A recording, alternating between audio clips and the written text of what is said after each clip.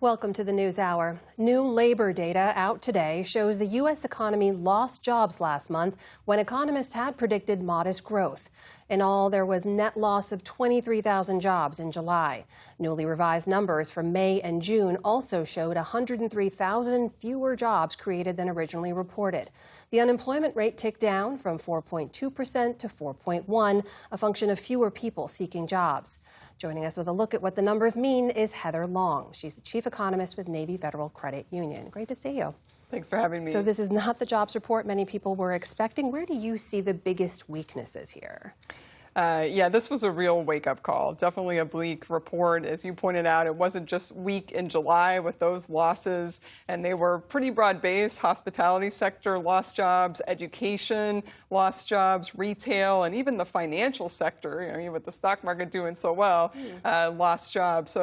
But you also had revisions down, as you mentioned, in May and June. And I think that's what really shifted the view on Wall Street and here in Washington about how well this economy is actually doing. The belief was that things were maybe getting a little better, that hiring was picking up, and that's really been dashed after this report. Let's dig a little deeper into some of those. Job losses in hospitality in particular, how much of that would you attribute to the World Cup, which it was largely played in the U.S. and ended on July? Yeah, it was definitely surprising to see job losses in hospitality in June and July. And I think it's both supply and demand. I know economics speak here, but some of it is the affordability crisis. Families just aren't going out to eat as often as they were before. And then, of course, the tartan army has left Boston. You don't have people kind of drinking the bars dry anymore. Yeah. I think also labor supply is impacting hospitality. And what I mean by that is, look, we all know what's going on with immigration policy. There are a lot of immigrants who traditionally work in the hospitality sector. Some places are reporting difficulty finding enough workers now. That's where you're seeing the crackdown show up in the data. There were some areas of growth we should point out. Healthcare, construction, modest growth in manufacturing. What do those numbers tell us? Healthcare is an ongoing story. It's been the one bright spot in the job market for the past 2 years. Hey, we got an aging population. That's pretty explanatory. Construction is interesting. That's been a real pickup this year. It's the AI boom. These big data centers are going up across the country, and it's been a revival for construction and manufacturing. After a real slump last year, manufacturing has gained about 30,000 jobs so far this year. It's not a ton, but you got to build the machines to build the data centers and to build all those factory parts inside.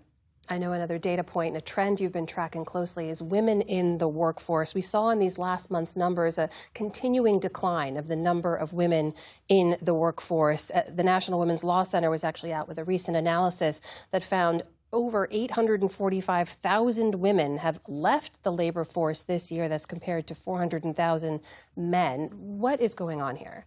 I think it's really worrying. What you're seeing really in the past 2 years is that women with young children are leaving the labor force. They're just throwing up their hands and saying, I can't do it anymore, and particularly women with children 5 and under.